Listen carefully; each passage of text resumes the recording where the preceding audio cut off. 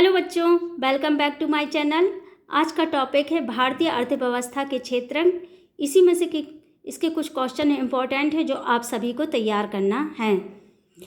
तो क्वेश्चन शुरू करने से पहले मैं एक लाइन कहना चाहूँगी कि शिक्षा वो दरवाज़ा है जिसे खोलकर आप तरक्की के सारे रास्ते खोल सकते हैं। तो चलते हैं अपने क्वेश्चन पर। तो आज का पहला क्वेश्चन है, महात्मा गांधी राष्ट्रीय ग्रामीण रोजगार गारंटी अधिनियम कब लागू किया गया? तो और इसके 3 प्रावधान बताइए। तो इसका आंसर है महात्मा गांधी राष्ट्रीय ग्रामीण रोजगार गारंटी अधिनियम 2005 में लागू किया गया और इसके 3 प्रमुख प्रावधान हैं। नंबर 1, 100 दिनों के रोजगार की गारंटी। नंबर 2, रोजगार न मिलने या कम मिलने पर बेरोजगारी भत्ता दिया जाना। नंबर 3, अपने गांव या आसपास के ही क्षेत्र में कार्यस्थल होना। अब क्वेश्चन नंबर 2 पर चलते हैं। सार्वजनिक क्षेत्रक तथा निजी क्षेत्रक में अंतर लिखिए। ये बहुत ही इम्पोर्टेंट क्वेश्चन है जिसे लॉन्ग और शॉर्ट दोनों में ही ये क्वेश्चन पूछा जा सकता है। इसलिए बच्चों आप सभी इसको बहुत अच्छे से तैयार कीजिएगा। तो सार्वजनिक क्षेत्रक और हम आपको निजी क्षेत्रक में अंतर बताते हैं।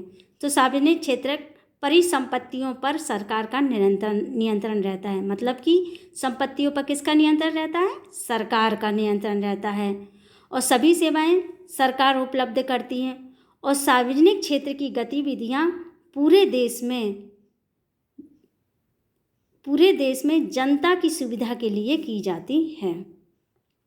यानी इसके जो नियम, कायदे, कानून जो भी बनाए जाते हैं वो जनता को ध्यान में रखकर बनाए जाते हैं, जनता की सुविधा के हिसाब से बनाए जाते हैं।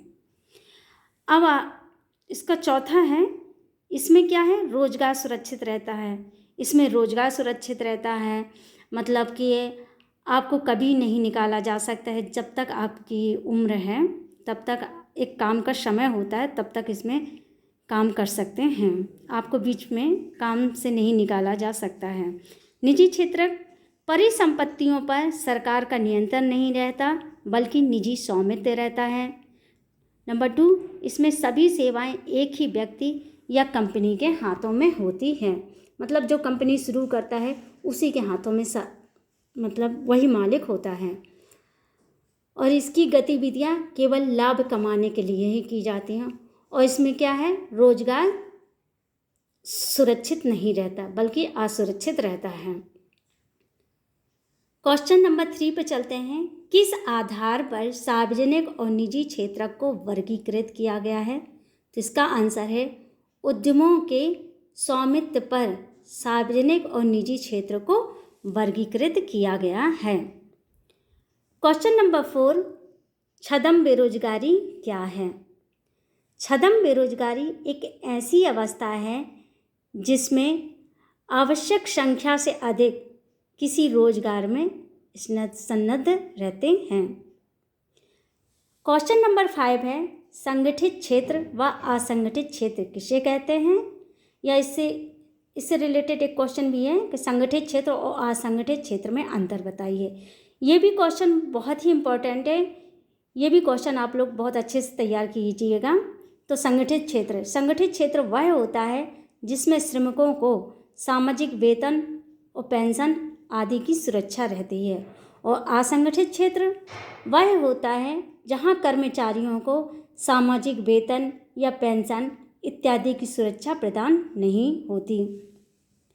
क्वेश्चन नंबर 6, छिपी बेरोजगारी किसे कहते हैं? तो इसका आंसर है जहां लोग प्रत्यक्ष रूप से काम कर रहे हैं लेकिन सभी अपनी क्षमता से कम काम कर रहे हैं, तो उसे छिपी बेरोजगारी कहते हैं।